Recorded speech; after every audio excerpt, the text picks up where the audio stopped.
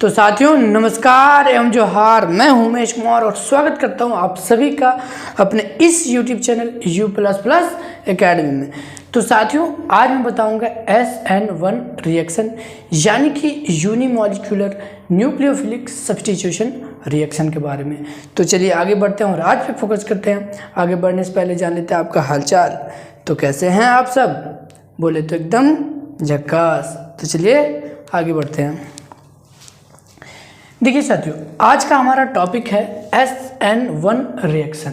जी हाँ साथियों, SN1 reaction यानी कि सब्स्टिट्यूशन न्यूक्लियोफिलिक यूनिमॉलिक्यूलर रिएक्शन। देखिए S का मतलब हुआ सब्स्टिट्यूशन, N का मतलब हुआ न्यूक्लियोफिलिक और 1 का मतलब हुआ यूनिमॉलिक्यूलर। यानी कि SN1 रिएक्शन का फुल फॉर्म आपका हो गया सब्स्टिट्यूशन न्यूक्लियोफिलिक यूनिमॉलिक्यूलर रिएक्शन। ठीक है, तो चलिए अब हम लोग यहाँ पे जानेंगे कि SN1 रिएक्शन क्या होता है, इसके मैकेनिज्म क्या होते हैं और ये रिएक्शन कैसे कंप्लीट होते हैं। तो आज ये कंप्लीट वीडियो SN1 रिएक्शन के बारे में होने वाला है। अब देखिए SN2 रिएक्शन के बारे में मैंने अपने प्रीवियस वीडियो में बता दिया है, इसका लिंक आपको आई बटन पे और वीडियो के एंड में भी मिल जाएगा, एक बार उसे आप जरूर देख लीजिएगा। ठीक है, तो चलिए अब हम लोग जानते हैं कि SN1 रिएक्शन होता क्या है। ठीक है, देखिए क्या कहता है कि the nucleophilic substitution reaction which completes in 2 steps. Both the reactant do not take part actively in the reaction and order of reaction is 1. It is known as SN1 reaction. देखिए तो क्या कहता है कि वैसा न्यूक्लियोफिलिक सब्स्टिट्यूशन रिएक्शन जो कि 2 steps में कंप्लीट होता है। ध्यान दीजिएगा साथियों, वैसा न्यूक्लियोफिलिक सब्स्टिट्यूशन रिएक्शन जो कि 2 स्टेप्स में कंप्लीट होते हैं और इनमें जो भी रिएक्टेंट होते हैं, इस रिएक्शन में जो भी रिएक्टेंट होते हैं वो इस रिएक्शन में एक्टिवली भाग नहीं लेते और यही कारण है कि इस रिएक्शन को 2 स्टेप्स में कंप्लीट करना पड़ता है और इस रिएक्शन का जो ऑर्डर होगा वो होगा 1। तो इस प्रकार के रिएक्शन को आपको SN1 रिएक्शन कहा जाता है। ठीक है, ध्यान दीजिएगा, मैंने क्या बताया आपको कि वैसा न्यूक्लियोफिलिक सब्स्टिट्यूशन रिएक्शन जो कि 2 स्टेप्स में कंप्लीट होते हैं और जो भी रिएक्टेंट होते हैं वो इस रिएक्शन में एक्टिवली भाग नहीं लेते हैं और साथ में इस रिएक्शन का ऑर्डर जो है वो 1 होता है। तो दैट इज कॉल्ड आपका SN1 रिएक्शन। ठीक है, समझ में आया कि आपका SN1 रिएक्शन होता क्या, मैंने आपको एक्सप्लेन किया। अब इसका फॉर्मेट देखते हैं। सबसे पहले मैं आपको इसका फॉर्मेट बताऊंगा कि इस रिएक्शन का फॉर्मेट क्या है, कैसे होते हैं। देन मैं आपको समझाऊंगा कि इसका मैकेनिज्म क्या है, ये रिएक्शन आखिरकार होता कैसे, कैसे कंप्लीट होते हैं। चलिए देखते हैं। सबसे पहले आपका फॉर्मेट क्या है। देखिए सबसे पहले आपको लेना है अल्काइल हैलाइड यानी कि RX मतलब आपका अल्काइल हैलाइड हो गया। तो सबसे पहले मैंने लिया है अल्काइल हैलाइड प्लस में न्यूक्लियोफाइल। आपको पता है न्यूक्लियोफाइल पे नेगेटिव चार्ज होते हैं, यानी कि न्यूक्लियोफाइल एक ऐसे अटैकिंग रिएजेंट होते हैं जो कि इलेक्ट्रॉन रिच होते हैं और ये ऐसे जगह पे अटैक करते हैं जहाँ पे इलेक्ट्रॉन की कमी होती है, जो इलेक्ट्रॉन डेफिशिएंट होते हैं। तो सिंपली मैंने लिया है अल्काइल हैलाइड प्लस में इसको रिएक्ट कराया गया है न्यूक्लियोफाइल से। तो जब ये रिएक्ट करते हैं आपस में तो क्या होता है, कार्बन एंड न्यूक्लियोफाइल का एक नया बॉन्ड फॉर्म होता है, एक नया बॉन्ड क्रिएट होता है and then halogen negative displace होता है, यानी कि हैलोजन नेगेटिव जो है वो बाहर चला जाता है। तो ये सिंपल सा फॉर्मेट हुआ आपका SN1 रिएक्शन का। अब अगर इस रिएक्शन के ऑर्डर की बात करें तो इस रिएक्शन का अगर हम लोग रेट ऑफ रिएक्शन की बात करें तो इस रिएक्शन में यानी कि SN1 रिएक्शन में जो आपका रेट ऑफ रिएक्शन है वो डिपेंड करता है कंसंट्रेशन ऑफ अल्काइल हैलाइड पे। ध्यान दीजिएगा, SN1 रिएक्शन में जो आपका रेट ऑफ रिएक्शन है वो डिपेंड करता है किस पे, कंसंट्रेशन ऑफ अल्काइल हैलाइड पे। तो सिंपली जो आपका रेट ऑफ रिएक्शन है वो डायरेक्टली प्रोपोर्शनल होगा कंसंट्रेशन ऑफ अल्काइल हैलाइड, यानी कि R directly proportional to the concentration of Rx। ठीक है, अब यहाँ पे अगर R प्रोपोर्शनलिटी का साइन हटाएंगे तो रेट कांस्टेंट आएगा, यानी कि R equal to K concentration of Rx। अब सिंपली अगर हम लोग यहाँ पर ऑर्डर निकालना चाहें तो क्या आएगा इसका ऑर्डर, तो आपको पता है कि जो इसके, ठीक है, इसके पावर क्या है, इसका पावर 1 होता है, तो जो भी इसका पावर होता है वही उसका ऑर्डर होता है। तो इसका पावर 1 है तो इसीलिए इसका ऑर्डर भी 1 है। अब बात करते हैं इसकी मॉलिक्यूलरिटी का, तो इस रिएक्शन का मॉलिक्यूलरिटी क्या होगा, तो मॉलिक्यूलरिटी यानी कि अल्काइल हैलाइड के कोफिशिएंट को ही क्या बोलते हैं, इसको मॉलिक्यूलरिटी। तो अल्काइल हैलाइड का कोफिशिएंट भी 1 है, तो इसीलिए इसमें इस रिएक्शन का मॉलिक्यूलरिटी भी 1 होता है। तो सिंपली SN1 रिएक्शन का ऑर्डर भी 1 होता है एंड मॉलिक्यूलरिटी भी 1 होता है, इसीलिए इस रिएक्शन को SN1 रिएक्शन कहा गया है। ठीक है, ये बात आपको समझ में आई। चलिए, ये बात तो आपको सिंपली समझ में आ गई। अब चलिए जानते हैं कि इसके मैकेनिज्म क्या होते हैं। ठीक है, मैकेनिज्म यानी कि SN1 रिएक्शन के मैकेनिज्म को समझते हैं सबसे पहले कि कैसे ये रिएक्शन होते हैं, आखिरकार कैसे कंप्लीट होते हैं। तो आपको पता है, मैंने बताया कि जो SN1 रिएक्शन होते हैं वो टोटल 2 स्टेप्स में कंप्लीट होते हैं। ठीक है, तो इसका जो फर्स्ट स्टेप होगा उसमें होगा आपका फॉर्मेशन ऑफ कार्बोकेटायन, यानी कि फर्स्ट स्टेप में कार्बोकेटायन का निर्माण होता है। देखिए यहाँ पे हम लोग क्या करते हैं, अल्काइल हैलाइड लेते हैं। तो जो अल्काइल हैलाइड में क्या होता है, फर्स्ट स्टेप में क्या होता है, देखिए ये अल्काइल हैलाइड है, तो अल्काइल हैलाइड में जो आपका हैलोजन है इससे इलेक्ट्रॉन गेन करता है। ठीक है, ये जो आपका हैलोजन है वो इससे इलेक्ट्रॉन गेन करेगा। जैसे ही इलेक्ट्रॉन गेन करेगा तो इस पे क्या होगा, आपका प्लस चार्ज आ जाएगा, और चूंकि ये इलेक्ट्रॉन गेन कर रहा है तो इसीलिए इस पे नेगेटिव चार्ज आ जाएगा। ठीक है, तो ये जो आपका R प्लस बना है, वही है आपका कार्बोकेटायन। तो यहाँ पे आपने देखा फर्स्ट स्टेप में कार्बोकेटायन का निर्माण हो रहा है।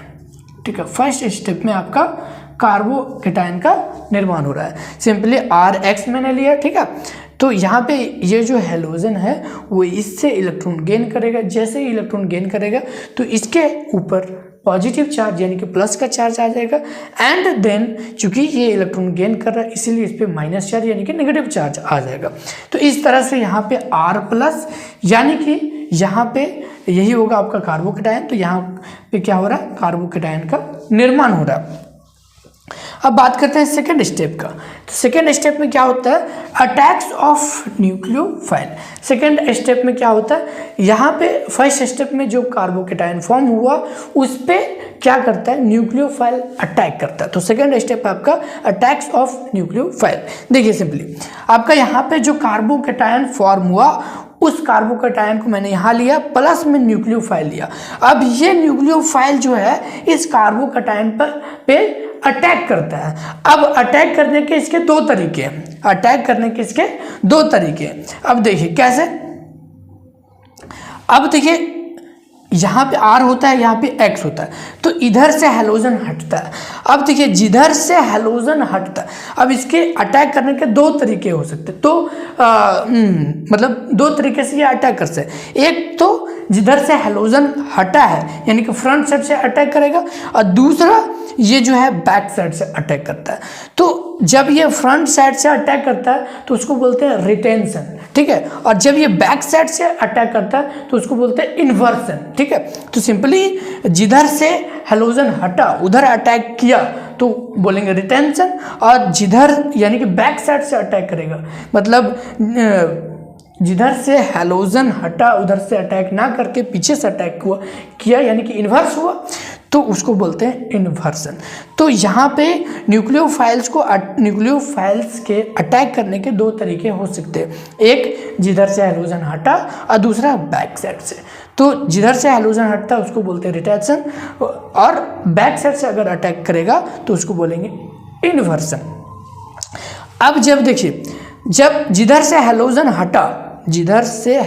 हटा, यदि न्यूक्लियोफाइल उधर ही अटैक करता है, यानी कि फ्रंट से अटैक करता है, तो आपका फॉर्म होता है आर और NU, यानी कि आपका कार्बन एंड न्यूक्लियोफाइल का बॉन्ड क्रिएट होता है, ठीक है।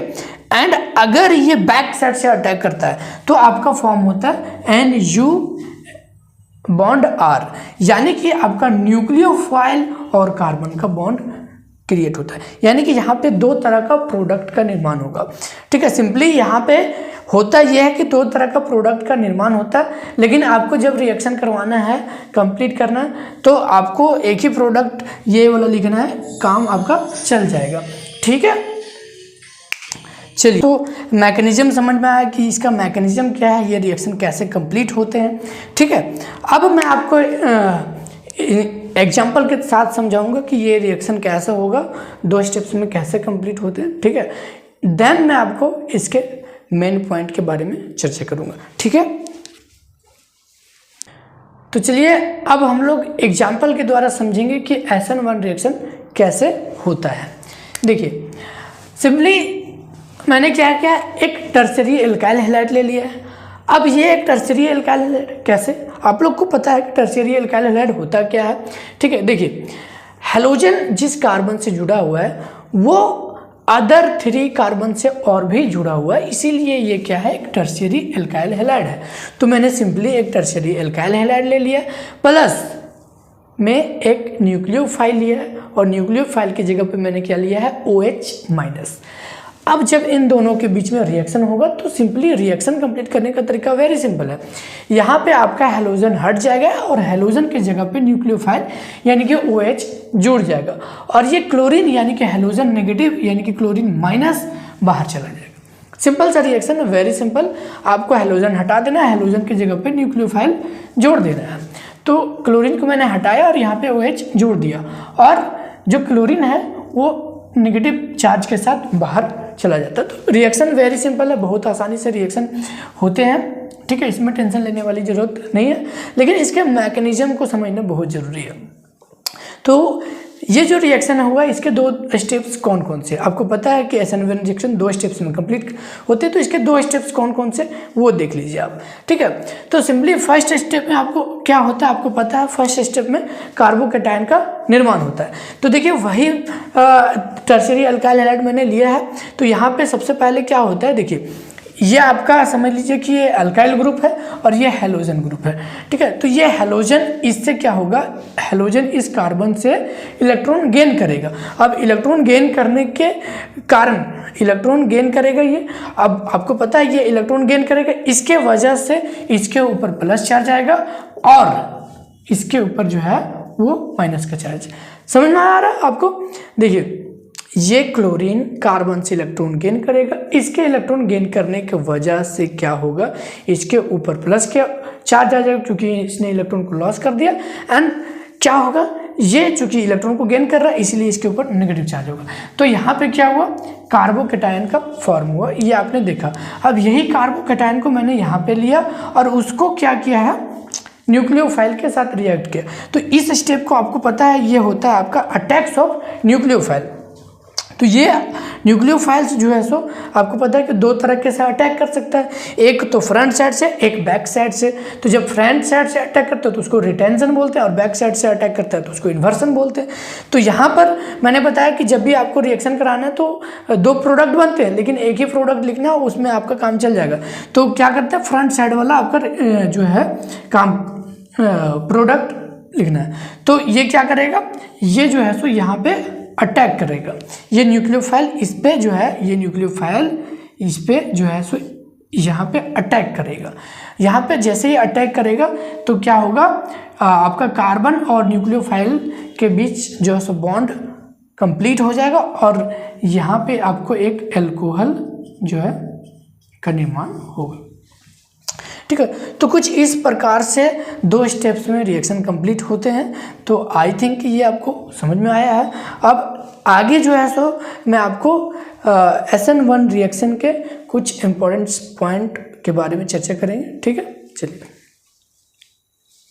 तो अब आगे है हमारा main points about SN1 reactions, यानी कि SN1 रिएक्शंस के कुछ इंपॉर्टेंट पॉइंट देखेंगे जो कि इस रिएक्शन में यूज किए गए हैं और काफ़ी इंपॉर्टेंट्स हैं। तो चलिए उन पॉइंट्स के बारे में देखते हैं जो कि इस रिएक्शंस में यूज किए गए हैं। ठीक है, तो फर्स्ट पॉइंट है हमारा रिएक्शन इंटरमीडिएट कार्बोकेटायन। ठीक है, रिएक्शन इंटरमीडिएट कार्बोकेटायन। तो आपने देखा कि SN1 रिएक्शन के फर्स्ट स्टेप में क्या होता था, कार्बोकेटायन का निर्माण होता था। आपने देखा, तो जिस फेज में कार्बोकेटायन का निर्माण होता था that is called reaction intermediate. ठीक है, दूसरा पॉइंट है, नेक्स्ट पॉइंट हमारा है stable is the carbocation formed. SN1 reaction proceed fastly. ध्यान दीजिएगा क्या होता है कि SN1 रिएक्शन में एक स्टेबल कार्बोकेटायन का निर्माण होता है। तो देन क्या होता है कि जो SN रिएक्शन होता है वो क्या करता है, फास्टली प्रोसीड करता है। यानी कि SN1 रिएक्शंस में एक स्टेबल कार्बोकेटायन का निर्माण होता है। कार्बोकेटायन के निर्माण होने के बाद जो रिएक्शन होता है बड़ी तेजी के साथ आगे बढ़ता है, आगे प्रोसीड करता है। ठीक है, तीसरा पॉइंट हमारा नेक्स्ट है reactivity of alkyl halide towards SN1 reaction. यानी कि SN1 रिएक्शंस के लिए अल्काइल हैलाइड का क्या रिएक्टिविटी है वो देखिए। तो मैंने यहाँ पे डिक्रीजिंग ऑर्डर लिखा है। तो टर्शियरी अल्काइल हैलाइड में जो है बड़ी तेजी के साथ रिएक्शन होता है। देन उसके बाद secondary alkyl halide and primary alkyl halide उसके बाद होता है। ठीक है, नेक्स्ट पॉइंट हमारा है for SN1 reaction based leaving group should be present. यानी कि SN1 रिएक्शंस के लिए बेस्ट लिविंग ग्रुप कौन सा होगा, यानी कि ऐसे लिविंग ग्रुप जो कि आसानी से टूटे, है ना, बॉन्ड इसका आसानी से टूटे। तो ऐसा लिविंग ग्रुप कौन है, तो सबसे पहले आता है आई, यानी कि आई के साथ बॉन्ड का टूटना आसान होता है। उसके बाद Br, फिर Cl, फिर F। ठीक है, नेक्स्ट पॉइंट हमारा है reactivity of different alkyl halide towards SN1 reaction. यानी कि SN1 रिएक्शंस है ना, SN1 रिएक्शन का SN1 रिएक्शन में different types of alkyl halide के रिएक्टिविटी क्या होता है ये देख लीजिए आप। तो इसका भी मैंने यहाँ पे डिक्रीजिंग ऑर्डर लिखा हुआ है। तो सबसे आसानी से रिएक्शन होता है RI के साथ, देन होता है उसके बाद RBr के साथ, उसके बाद होता है RCl के साथ और उसके बाद होता है RF के साथ। तो ये थे कुछ इम्पॉर्टेंट पॉइंट्स SN1 रिएक्शंस के। तो आई थिंक कि ये सभी के सभी आपको समझ में आए होंगे। और आज के इस कंप्लीट वीडियो में मैंने आपको समझाया कि SN1 रिएक्शन क्या होता है, उसके मैकेनिज्म को समझाया, एग्जाम्पल दिया, उसके फिर मेन पॉइंट्स के बारे में समझाया। तो आई थिंक कि ये सभी के सभी आपको समझ में आया होगा। ठीक है, और अगर नहीं समझ में आया तो प्लीज़ कमेंट कीजिए, मैं स्पेशली उसके लिए वीडियो बनाने का कोशिश करूँगा। ठीक है, तो आज के वीडियो में बस इतना ही। मिलते हैं हम लोग अपने अगले वीडियो में, तब तक के लिए बाय बाय, धन्यवाद।